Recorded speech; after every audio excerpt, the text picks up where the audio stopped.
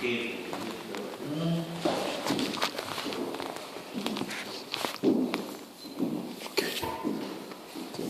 This off. We're ready. Okay. I'll do the same thing next.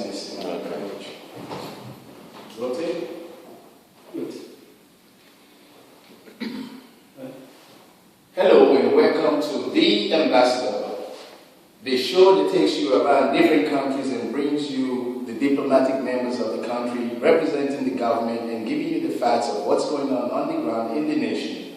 Today, it's my pleasure, my honor, to be sitting and being in the same environment with the Minister of Foreign Affairs of the newest country in the world, South Sudan. We're going to be talking to His Excellency Dr. Benjamin, the Minister of Foreign Affairs for the country of South Sudan. How are you, sir? Hello, thank you. You don't have to get up, sir. Thank you, sir. Thank you. It's my pleasure to be with you, sir, and welcome to Belgium and the Netherlands. Thank you very much for welcoming this cold weather. I think it's nice to be here. Thank you. Your Excellency, we want to talk to you about your country. We want to know what's going on the ground and what the situation actually is. And we think you represent the president and you can give us the facts of what's going on. Would that be fair to say? Yes, absolutely. Right. Could you tell me, Your Excellency, you left your country and you've been in Europe for a little bit of time now. Why are you in Europe? What are you doing here? Well, as you know, the European Union had organized what they call the European Union Africa Summit on immigration.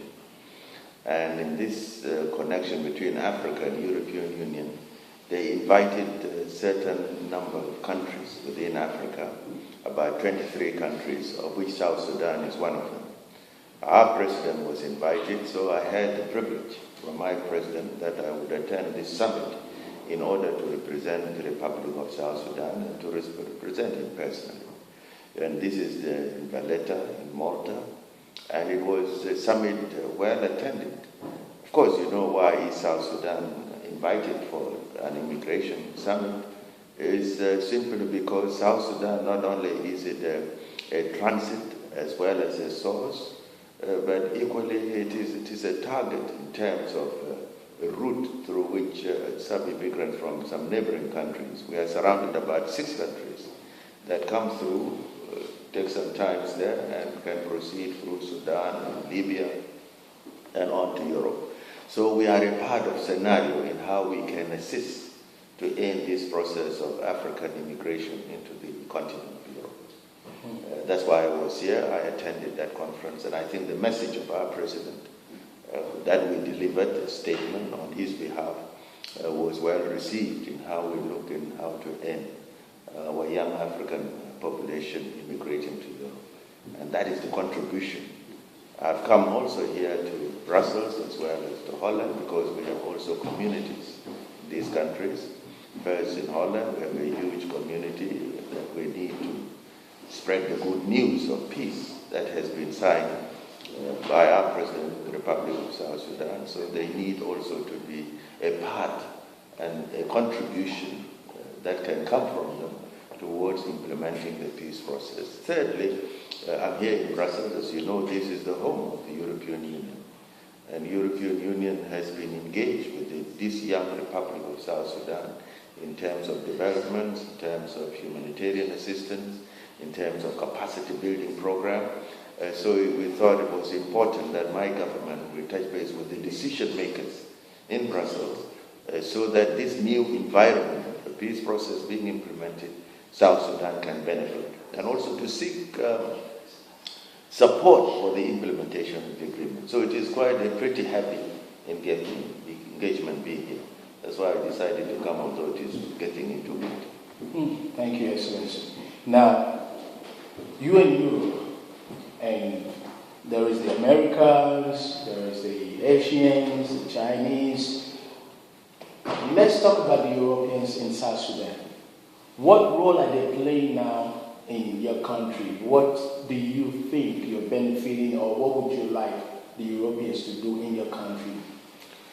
Well, as you know, the peace that we have just signed as a result of the crisis which happened in 2013 December, where we had a group of partisan leadership That stage a coup then transformed itself into a rebellion with the help of the IGAD countries and as a member of IGAD, plus our international partners that include the European Union as well as some European countries like Britain, for example, America, for example, countries like Norway. It became important that we would need the support for the implementation of this peace agreement. Not only that, the European Union countries, either bilaterally or as European Union, has been assisting in development, in service delivery in South Sudan, in areas of, for example, of water, provision of clean drinking water, in terms of simple humanitarian access, in terms of food for the displaced, and because there are a lot of people who have been displaced from their homes, this needs international support. In terms of areas of capacity building program, because you know South Sudan is a young country, building institutions. You're talking about executive institutions, you're talking of legislative institutions, legal institutions. This is a country beginning from the scratch. And to begin from the scratch, you also need to gain from those who have the experience and the ability. So you can see that South Sudan is not in isolation. We are number 193 member of the United Nations, the youngest nation on earth. So there is that interest and inquisitiveness in why to find out this young country, how it is going. For us, we welcome all friends who are genuinely coming to help us.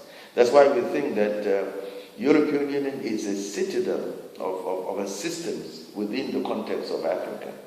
And therefore, South Sudan, we are here to say, look, not only is South Sudan ready to be assisted in its implementation of this new peace agreement, but we would also want to have a stability and peace so that we can encourage investment from Europe. Because South Sudan is endowed with a lot of enormous resources. If you talk about minerals, for example, it is not only oil which is in South Sudan. You have other very important minerals, by the way.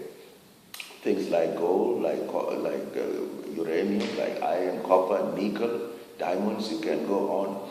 These are minerals that need to be exploited, that will create jobs in South Sudan. And I think this is another way of sort of eliminating the issue of immigration, because if you begin to use these resources, begin to industrialize, whether agricultural sector, for example, South Sudan has enormous amount of fertile agricultural land. South Sudan is bigger than France, you can see. It has enormous amount of clean water, whether it is underground water, rainwater, or river or lake water. This is an area that requires private sector development. And you know Europe is the mother of private sector involvement. So it is this relationship that we would like to plan at the bilateral level as well as the multilateral level, so that we can be able to move forward and make this peace sustainable. Because peace for the sake of peace is not good enough. When you have peace, you must create jobs for people, you must give services, you need clinics, you need hospitals, you need schools, so that we can have education. We need agricultural projects, agro-industry. Now, where can we go? We think that the European Union is one of those multilateral centers that has the capacity, that has the resources to invest in that, just as much as we relate to other powerful nations. As you know, with China, United States, India, we just returned, our president has just returned from the India-Africa Summit on very the same level. And we are expecting the China-Africa Summit within the first week of December, where South Sudan also is expected to get involved in order to encourage involvement. So when we move across the world, we are telling, look, we are a young country. We are growing up. We want to benefit from the best experiences that we can get. Yes, we will commit a few mistakes here.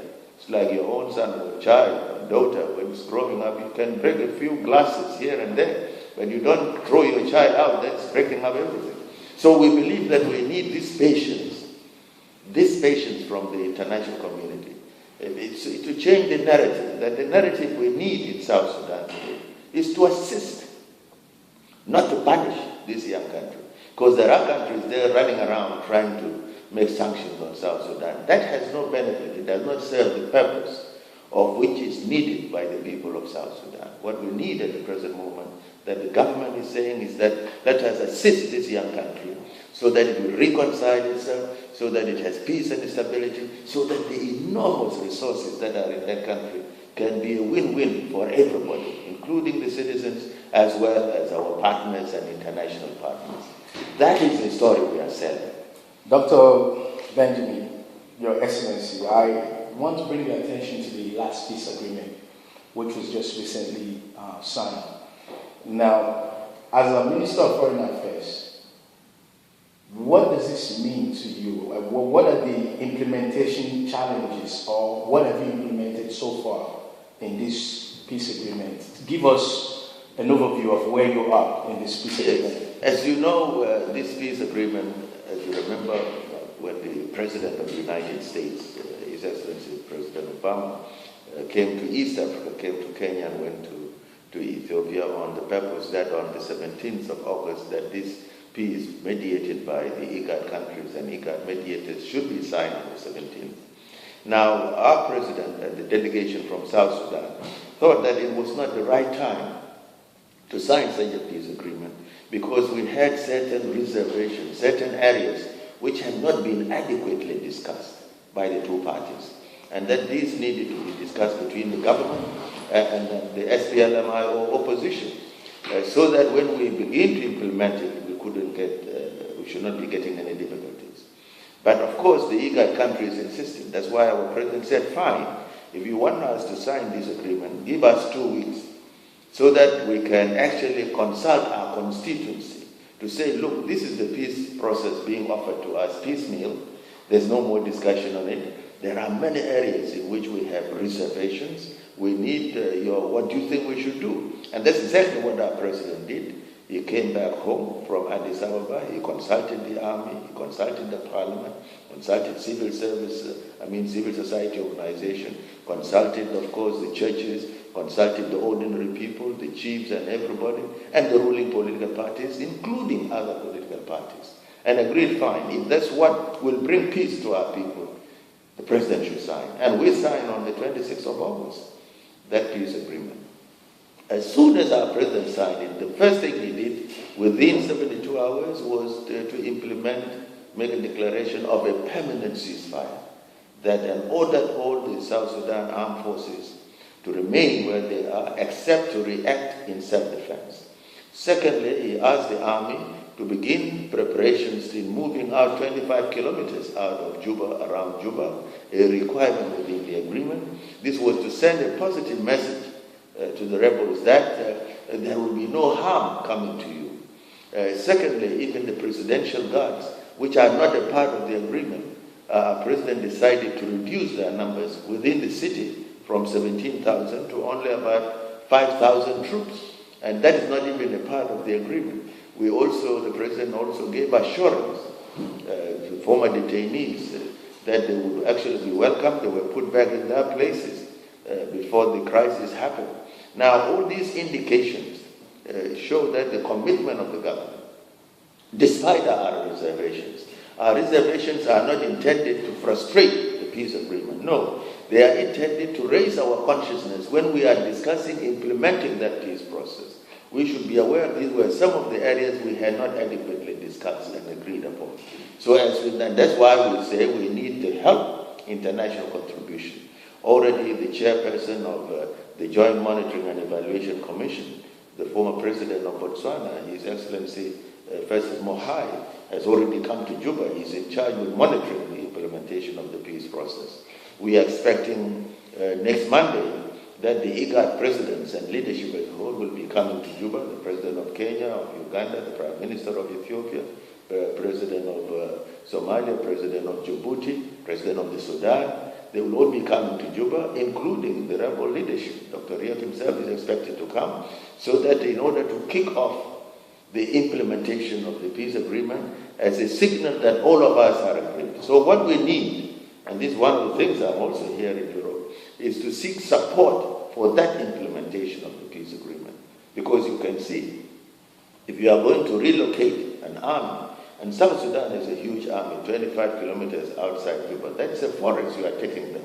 They will need clean water, they will need clinic, they will need tents to accommodate them in, because these are people living in barracks, and to relocate them There is simple sort of needs, personal needs, you see, requirements that has to be established so that you can, this logistical support gives a meaning to relocation as such. So that's why peace being important, and also to encourage the people of South Sudan to reconcile. And that's why we remember, I met with the ambassador here, we met the community here, and encouraged them that time has come for peace. Please reconcile among yourselves so that the bitterness that happened can be put behind us, and we begin a new page as South Sudanese, as citizens of South Sudan. And not as tribe, because there is no country on planet Earth which is ruled by a single tribe. Show me one, you won't get one. Not even in civilized societies, like countries like Britain. Britain has got the Welsh, the Scotch, the English, and the Irish. Now, which country in Africa, say, has got one tribe? Tell me one. I think maybe in heaven, but not on our planet Earth. Absolutely. So really, so we need reconciliation. And I think South Sudan is ready for it. We are telling our international partners, and it was good, we met this morning, the Commissioner for Humanitarian Affairs, that is, in which case we discussed with them how the humanitarian assistance can now be channeled at this time of peace process. And we were telling them on the issue of accountability, within the agreement there is a hybrid court. This hybrid court will be composed of African judges together with South Sudanese judges, and they will hold accountable those people who have violated human rights. So there is a platform for it. But you see, don't put the cart before the horse. What we need first, let us